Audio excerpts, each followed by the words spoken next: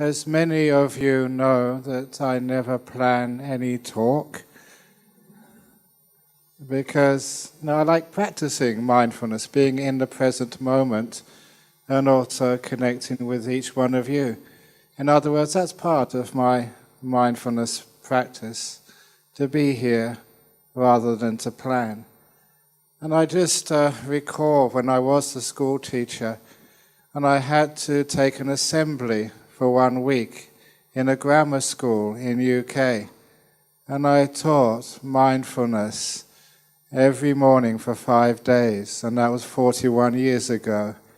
And I do recall having 650 children from 11 to 17 sitting quietly for 5 minutes while I taught them to be mindful.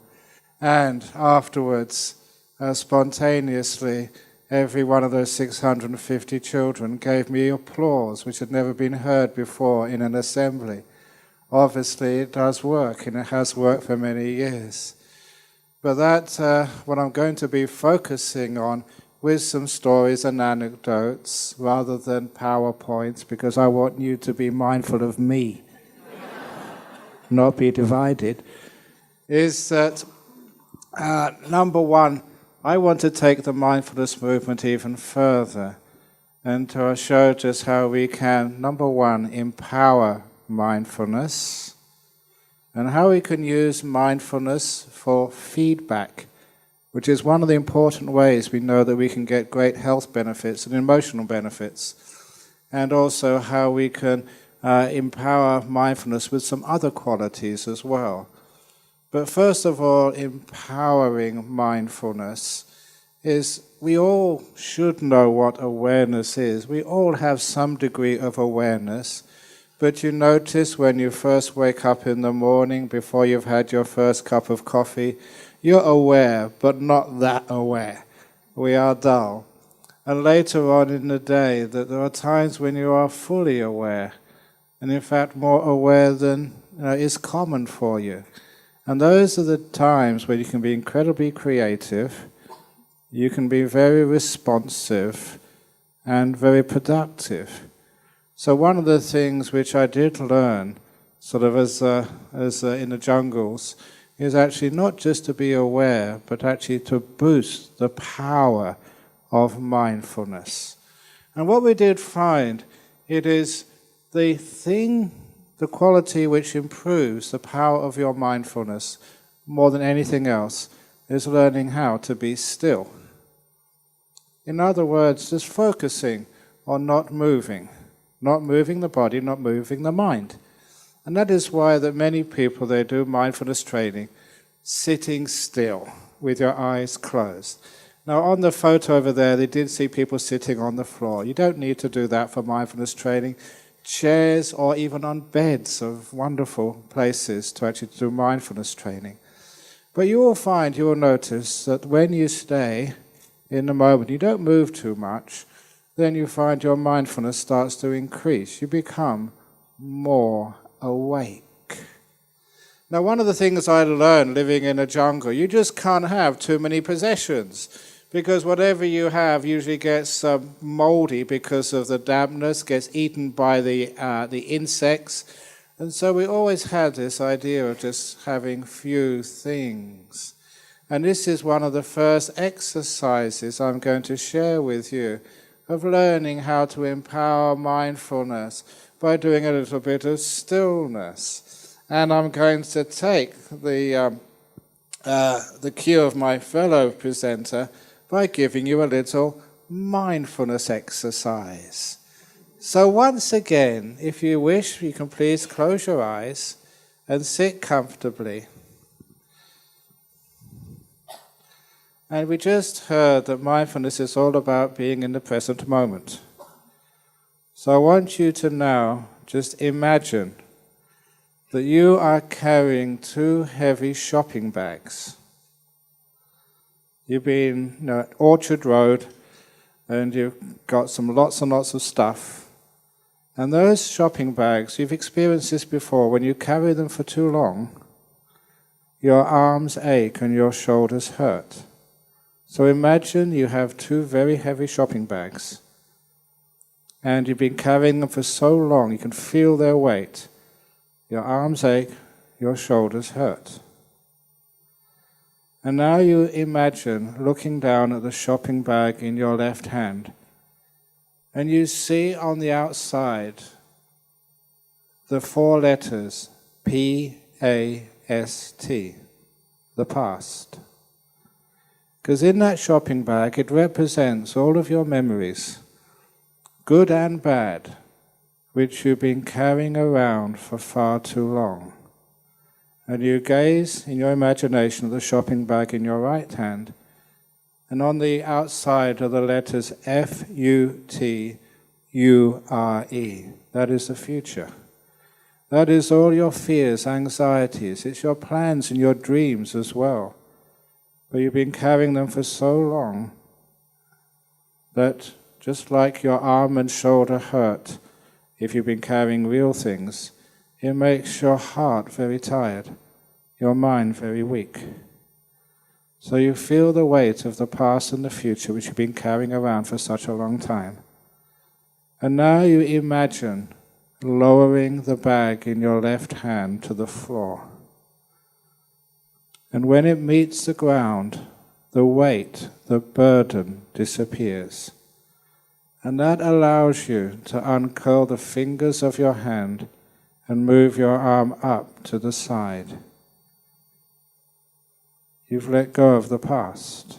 You haven't thrown it away. It's there for you later on. But you're resting your arm. And then you imagine the bag in your right hand representing the future, or your hopes and fears. And you imagine lowering that to the ground. And when it meets the floor, the weight, the burden disappears, allowing you to move your right arm up so it can hang loosely by your side, allowing your arms and your shoulders to rest, recuperate, re-energize. And you're standing between those two bags. This is what we mean by the present moment. That place right between your past and the future is called now. And just as you put down the past and you put down the future, this is a place you can rest. It's a place of stillness. And because you rest, your energies start to increase. And because they increase, you have more power just to be. You're empowering mindfulness. And at the end of the exercise, unfortunately, you have to pick up those bags again and carry them. They are yours, I'm sorry, but no one can take them away for you. So just open your eyes again now. It's a little exercise which you can practice because, number one, it gives you an exercise on how to be in the present moment and the importance of being now, because it is the past and the future which tire us out. And by just resting for a few minutes, you find that those bags feel much lighter afterwards. They're much easier to carry, which gives you an understanding that mindfulness, being in the present moment, this is how it works.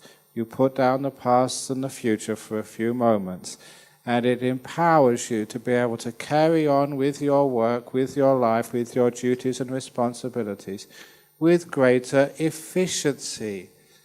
And it also shows that one of the reasons why that people do have cognitive disorders like tiredness, anger, depression, is because we are chronically tired.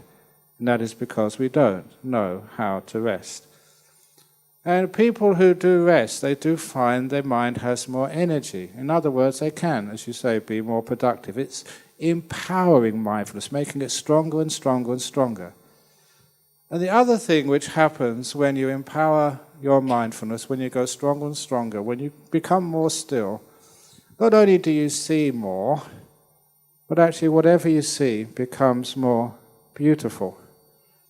It's a strange thing that We get depressed because our mind is so tired that we cannot actually see the beauty in life.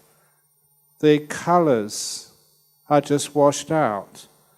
Tastes are all dull. And even just the brightness of the sun is just like dimmed for us. Depression, if you can be aware of it, is a very dull state of mind. And if you build up the energies of the mind, everything becomes brighter. Food becomes more tasty, and colors become more intense. Even when you hit your foot, it actually hurts more because you're more aware of it. But what it is the mindfulness, when it's empowered by stillness, gets incredibly strong. And it is that which allows you to appreciate life so much. So even living in a jungle as a monk, with no TV, with no music, with no anything which you usually take as your entertainment, still you had so much fun, so much happiness, so much laughter, because your mind was bright. So I'm supposed to talk about some of the stories there, and one of those stories that Angie wanted me to talk about was eating frogs. Now, actually, I was a vegetarian before I became a monk, but unfortunately there weren't any vegetables in the place where I went to stay, just rice and whatever crawled and slithered on the ground. And on one occasion, there was many gross things I had to eat, like frog soup. And for frog soup, it was just little frogs which were just big enough to fit on a Chinese spoon, the bigger spoons. And there was no sauce, no garlic, no salt, no soya sauce, just boiling water with frogs floating in it. And we had that with our ball of glutinous rice, sticky rice. And it was just big enough to put on a spoon and put in your mouth and go crunch. Now, are you grossed out by that? And what mindfulness tells you is you anticipate that that's going to taste terrible.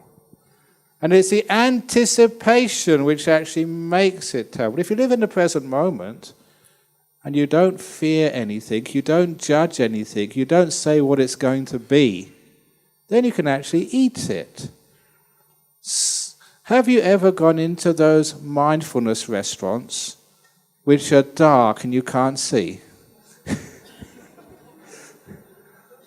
And there you eat food because you're in the present moment, you don't know what you're going to eat, and because that you can't really tell what it's going to taste like, you put it in your mouth. And because you have to be in the present moment, you can't sort of judge what it's going to be, you get much more enjoyment out of these different flavors. So a lot of times, because of my mindfulness training, because I was in the present moment, because I didn't think, oh, this is going to taste awful, this is going to be terrible, you could actually eat that and crunch that. And what I discovered when I was in the present moment, that it actually did taste terrible. But I could still eat it because I wasn't projecting into the future. That's sometimes what we mean about being non-judgmental. It's amazing what you can do when you don't project into the future. And one little anecdote, not from the jungles of Thailand, but from the forests of Australia, was a story about how mindfulness can help you, even in painful situations. Because as one of my students, he's still there, over in our monastery in Australia, he had a bad toothache. And he was too lazy to go to the dentist. So he decided to take the tooth out himself. And I saw him, after he'd done the operation, in a pair of pliers from the workshop, holding a tooth with blood all over it. He used mindfulness. non-judgmental in the present moment. And I asked him, how do you do that? And he said, well, when I decided to take out my tooth myself, that didn't hurt. When I walked to the tool shed, that never hurt. When I picked up the pliers, that never hurt. When I put the pliers on my tooth, that never hurt either. When I wiggled the tooth, that hurt. But only for a couple of seconds, and then it was out. Now you can see how sometimes when we practice mindfulness in the present moment, how it can take away a lot of pain and a lot of difficulties in our life. Because when I said that little story, or when I said about eating frogs, you were disgusted about eating frogs, even though you're not eating frogs right now. And you thought, that is terrible, that is painful. If that was you, your tooth would hurt even when you were walking to the workshop, even before you picked up the pliers. You can see how when mindfulness goes into the future, or rather you lose your mindfulness and your mind goes off into the future, how you make pain, how you make it hurt. So one of the wonderful things about mindfulness, if you do keep it into the present moment, it doesn't hurt until the tooth actually comes out. Most people, it hurts for days beforehand, the thought of it. So when you can empower that mindfulness that way, it does have enormous benefits. And what I really wanted to say is also it just increases your general level of happiness. Because we were spending so much time in the present moment, because that's our training, it meant that our minds were far more energized. We weren't so dull. And that by itself was a great cause of happiness and the opposite of depression. But also the mindfulness gave you some feedback. Whenever you were feeling sickly, and sometimes we're far too distant from the nearest hospital, because you're in the jungles and it was a third world country and it was 40 years ago, that you had to learn how to heal yourself. And it was the awareness which helped you. There was one of my fellow monks, and he had a bad back. He had some problem with his spine. And because of that, he couldn't meditate very long. Monks would sit on the floor. We didn't have chairs. And it was so painful for him, and he thought he'd have to try some other way of living his life. He couldn't be a monk anymore.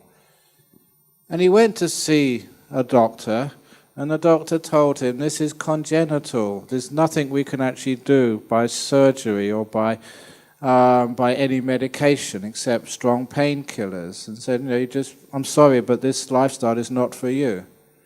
And how he used mindfulness to solve the problem is a very good indication of how we can use mindfulness to give us feedback. How we could, and he's still a monk these days. So what he did was, his spine was weak. I'm not quite exactly sure what the medical description was. He had to create awareness, mindfulness, of some muscles which most of us just have no awareness of at all. He started by taking his hand and stroking the muscles on either side of his spine. Because every time you are aware mindfully of any sensation, the scientists have shown you're actually making connections in your brain. You're making neural connections.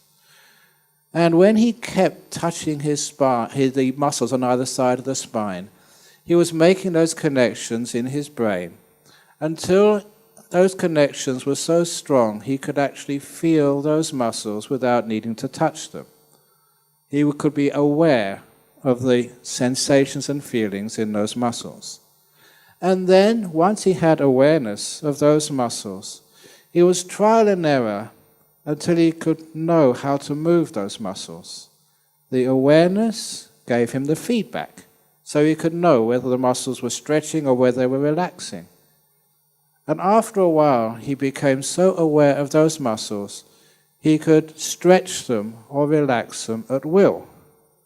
Things, because we're not aware of those muscles, because we never become mindful of them, we never actually realize they're even there. But he created that awareness of a part of a body which most people just don't know about, to the point where his feedback given by mindfulness could stretch, could actually relax, so he could exercise those muscles. Just like you exercise your arms or your legs, he exercised those muscles until they became so strong, far stronger than the equivalent muscles in your back, that now they fully compensate for the weakness in his spine, and he could sit without any back pain at all. Now that is an anecdote, an example of how, when we are aware, it gives us some control even over our body. And I can't avoid telling you one of the things which I did a couple of years ago, which again shows you the power of mindfulness, and how also when you empower it with, in this particular case, simple kindness, that it can cure amazing things. And this was a time 2 years ago when I had food poisoning. Now, many of you know that a Buddhist monk just eats what you give him, which means that sometimes you give me stuff which my stomach does not like at all. And so getting a sore stomach, indigestion, is what we call an occupational hazard. And this particular time, it must have been some very dirty food which somebody gave, or they cooked it the night before and it sort of, got some bacteria in it. Because this time I had full-on food poisoning. And if you've ever had food poisoning, you have cramps in your intestines, which are very, very painful. But it's too far from the place where I live to go into town to see a doctor. And when you go and see a doctor, you have to wait in line with other people. And by the time you go and see the doctor, you'll probably be dead anyway. So, well, not really that. So instead of actually going to the problem of seeing a doctor, I use my mindfulness to be fully aware of the terrible pains in the intestines as they were cramping. Now, of course, the only way you can do that is to understand that this mindfulness is really focused in the present moment. And all the fear, which stops you being able to be aware of pain, is about the future. About, I can't stand this any longer. I can't do this anymore. It's so easy to be at peace even with incredible pain if you can manage to sort of focus in the present moment. And I could do that because I've had lots of training. So I could focus on the cramps in the tummy and the agonizing pain, because I was only in this moment and I didn't really worry about what was going to happen next. And number 2, that meant I could get feedback. I can see how those feelings changed. And as well as the mindfulness, now added kindness. I know that my co-presenter just pointed out the magazine Mindful, which is being made by Shambhala-san. 2 weeks ago, I was in their office in Halifax, Nova Scotia, and just talking with them about how mindfulness movement is actually progressing into the future. And they are adding such things as kindness and other stuff into the mindfulness movement, which is why they've got that new magazine coming out. And by adding the simple thing of kindness onto mindfulness, I could notice the pain in the gut actually get a little bit less. It was the feedback which mindfulness gave me, which was really important. And I knew I was actually lessening the pain. And I continued in the same direction, because mindfulness gives you some control. You can see whether it's getting worse, getting better. So it's getting better and better and better and better and better. And because I'm skilled in this, I've been a monk over 40 years now, and meditating for 45 years, that it does mean that I'm good at this. It took me 20 minutes, that's all, to have all of the agony, aches, pains, discomfort totally vanish and never come back again. It was a wonderful experience of the power of mindfulness. It gave you feedback. You can control things and you can learn how to lessen them. It gave you an idea of how your body works and how you can take it, from pain, into something much lighter. You can see just how things change. So it's wonderful how that gives you control over your bodily feelings. Once you're aware of them, you get feedback, and then you learn, just like that monk learned how to relax and how to strengthen the muscles of his back. I learned how to relax the muscles in my tummy, so the pain totally vanished.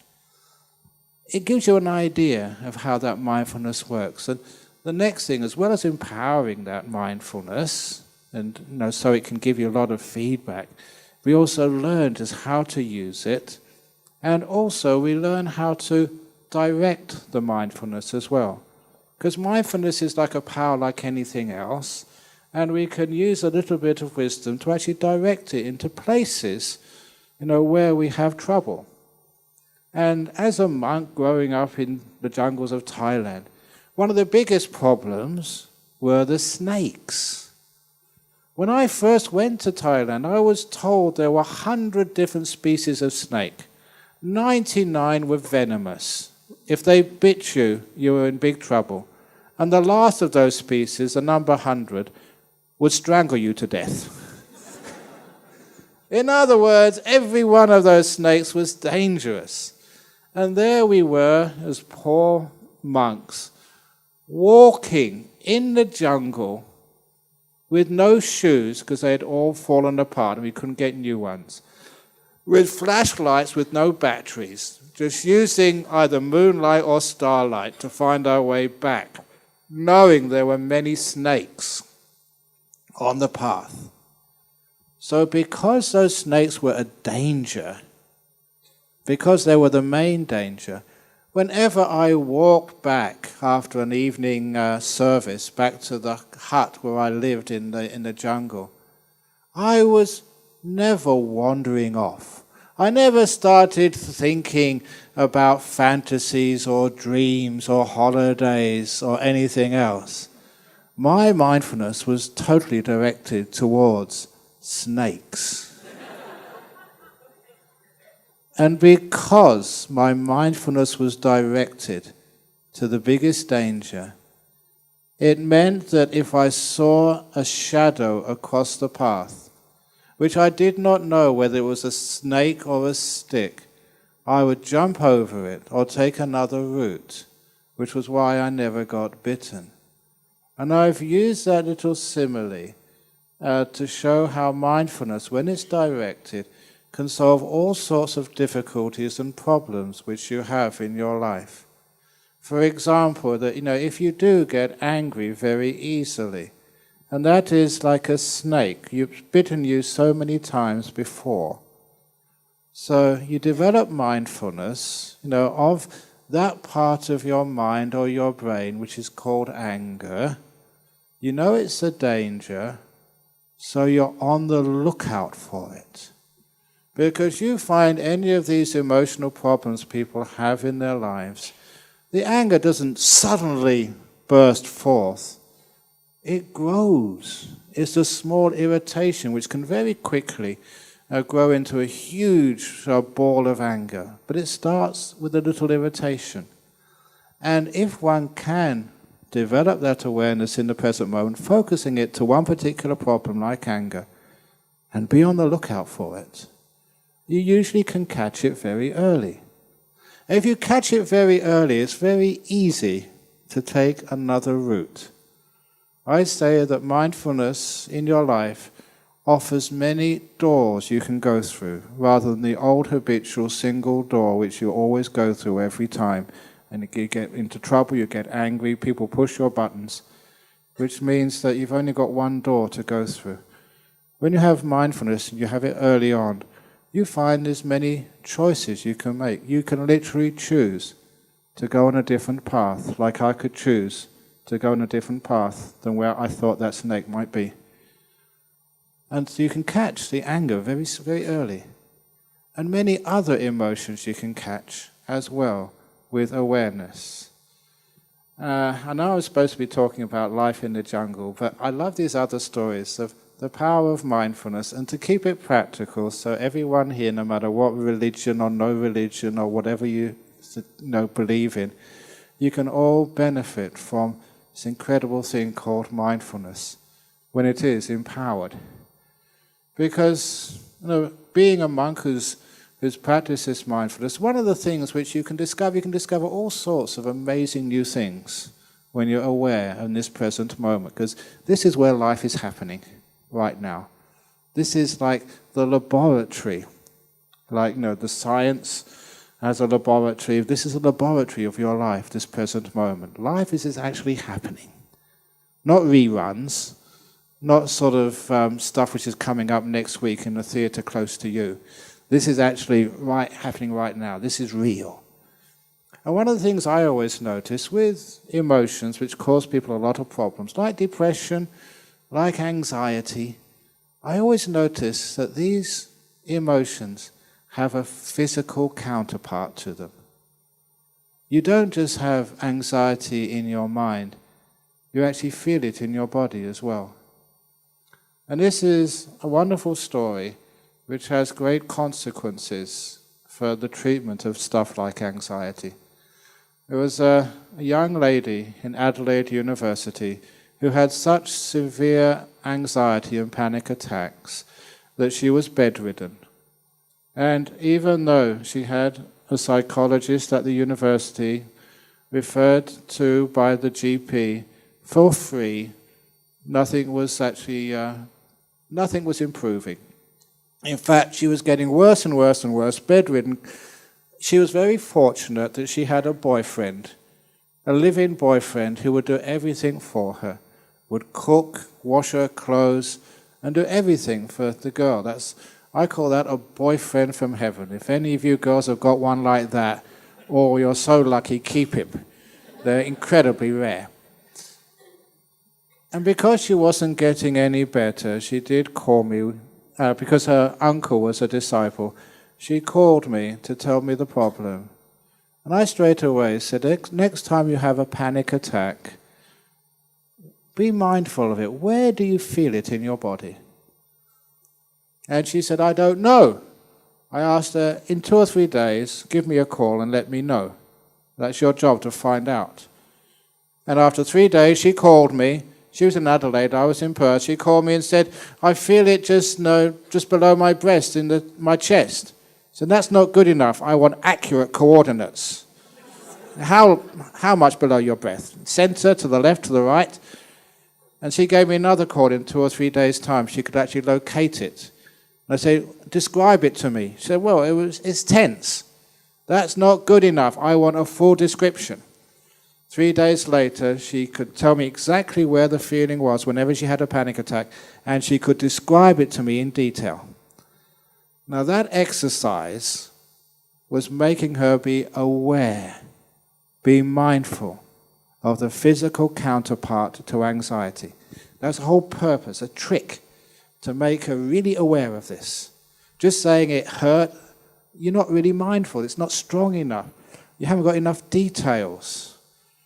So once she developed enough awareness of that feeling, the next stage was very easy.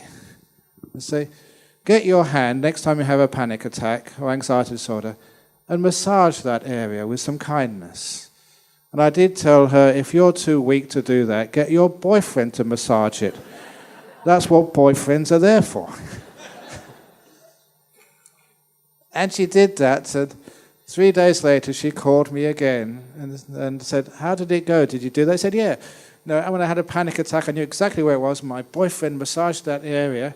And I said, how did it feel after he massaged you? He said, oh, that physical feeling went, it disappeared, because you're relaxing your body. And the tension in the body just vanishes. And that's when I asked the key question, when the physical counterpart to anxiety vanished, what happened to the anxiety? And I could never forget the pause. She paused for about 10 seconds. It was what we call light bulb moments. The anxiety went too, she said. I said, great. Now with the mindfulness, which gives you the feedback, and the kindness, which shows you how to actually to lessen the power of that anxiety, you know how to treat yourself. And 2 weeks later, she was out of bed, went back to university, got first-class honours in dentistry, and about a year later, I did the wedding service for her and her boyfriend. It was so sweet to be able to do that. Gave her life back. Now that has been repeated in hospitals. It is the power of mindfulness.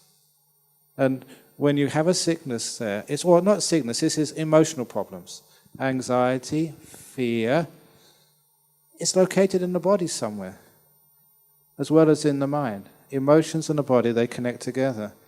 And sometimes it's very hard for us, unless you've been a very skillful athlete of the mind and you've been meditating or doing mindfulness for a long time, it's very hard to actually to deal with these things directly in the mind. So you actually use the physical feelings. Aware of the physical feelings, find out how they get less, which is usually the kindness, and then they vanish completely away. The physical counterpart vanishes, and then so does the mental counterpart vanish.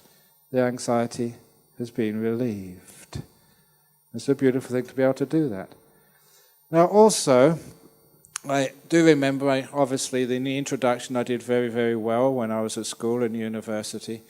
And I sometimes wonder why I did very, very well, because I did have a natural mindfulness. Because whenever you are aware, in other words, letting go of the 2 suitcases of past and future, when you're in this moment, you're actually paying attention. And you're paying attention to especially what the teacher was telling you. And because you were paying attention, I never like people taking notes, especially even in my talks and lectures. When people take notes, I usually sort of embarrass them. Because if you're taking a note, you're not paying attention. And I know that if you're mindful, you absorb information. As in the diagrams we saw in the pictures over there, if a person is working or listening to someone and they're thinking of someone else, it's like they're a sponge which is wet. They can't absorb very much. But imagine you're a sponge which is totally dry. You can absorb so much. And that is like a person who is mindful. In this moment, paying attention, you absorb so much of what's being said. And that was one of the reasons why I did so well at school and university, and even listening to lectures from other people. You absorb when you're mindful, which is one of the reasons why mindfulness training to children at school obviously increases their academic performance.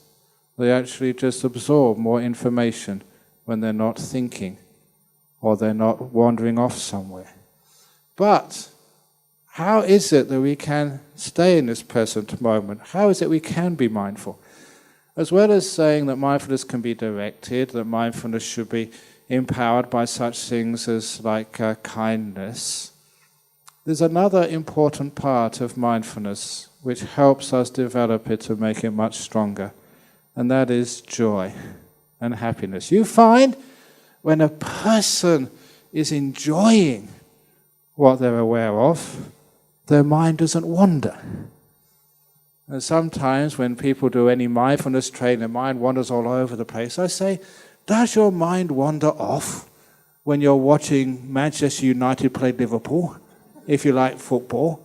Does your mind wander off when you're watching a movie? Why are you mindful? In other words, aware of what you're doing, when you're enjoying it. It's because the joy makes it really interesting. So in order to enhance this thing called mindfulness, we also add this joy and happiness to whatever we're doing. And if you have some work to do and you want to keep the attention there, add the joy, add the happiness. Make this moment fun. And of course, in education, that's one of the biggest problems. Teachers are boring. Lecturers are boring, which is why your mind wanders off. It's why every now and again I tell a joke during my talks. And can I tell a joke? Okay, here we go. This is an exercise in mindfulness, because when I tell a joke, people pay attention. Okay, here we go. I heard this joke the other day that somebody in Australia, they were fed up with paying all of this money for insurance to make sure that nobody broke into their house, and paying all this money for security screens and double locks. And they have something called neighborhood watch in the West, where your neighbors group together. If you're away, other people in the street look after your house. So he resigned from neighborhood watch. It was just too much busyness. He found another way to have 100% perfect security in his house and his property. He put some flags of IS, the Islamic State flags, in his house. And now the security, the federal police, the CIA are watching him 24/7. He's never felt so safe in all his life.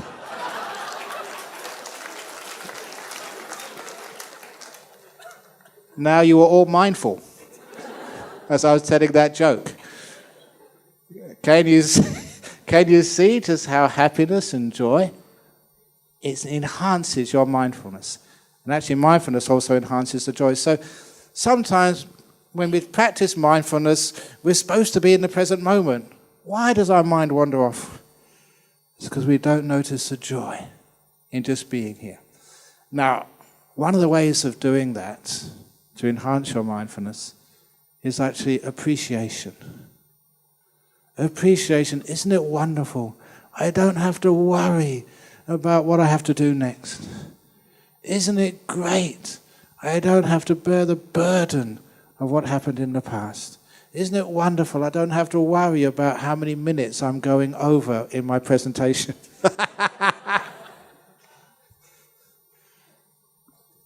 This is where appreciation, gratitude, not seeing what's missing, but seeing what you have. A little bit of wisdom actually makes mindfulness a lot much more stronger. Just appreciating the beauty of being here, the wonder of now, until you get so like a person who is a gourmet of the present moment. Some food is very refined, but your palate is not refined enough to enjoy it. Some music is so refined that your ears haven't learned how to appreciate it. So when you do mindfulness more and more, you start to appreciate this present moment, this now, this just awareness so much, it becomes a joyful place to be in. And I'm just going to finish off with a story to show you why that is. And I tell this story, over in Australia because I live on top of a mountain. The reason why we build monasteries on top of mountains is because of tradition. Because holy men are supposed to live on top of mountains. And you never hear of a holy man living in a swamp. With one exception. Yoda. Star Wars. He lives in a swamp. So we built our monastery on top of a mountain.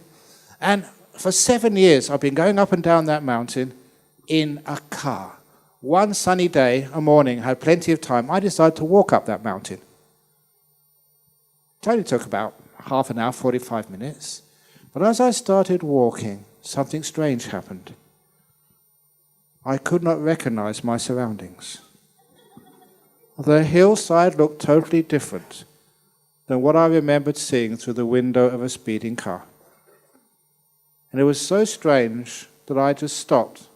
I stopped walking, was perfectly still and just observed. And I started seeing even more detail which I had never expected to see. And everything I saw became very beautiful. The green of the grass, the different greys and browns of the bark of the trees, and even just the little pebbles in the creek at the bottom of the valley. They really started to shine and become so incredibly beautiful. And I wondered, why had I missed all of that?